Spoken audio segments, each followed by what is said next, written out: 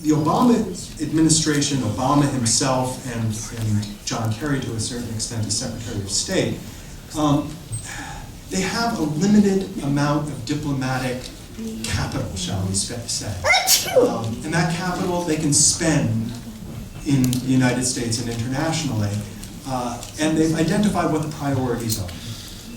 Number one priority is Iraq, in terms of diplomacy.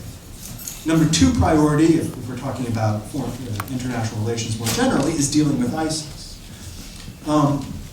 Ukraine, it's important.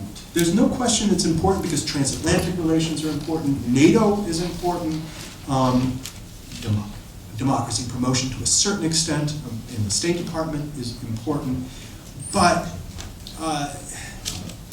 if the Obama administration has to go to bat for an issue, has to use its political capital to persuade members of Congress who are generally hostile to its foreign policy, Ukraine is not top of the list. I mean, look at Cuba. I mean, the United States couldn't do that by itself. It had to rely on the good offices of Canada and the good offices of the Pope.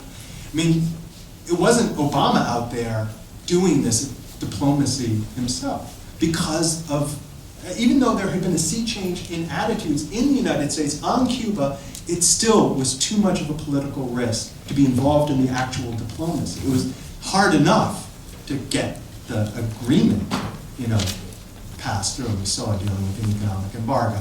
So I think it's a question of priority, and it's a question of which branch we're talking about here in terms of the United States.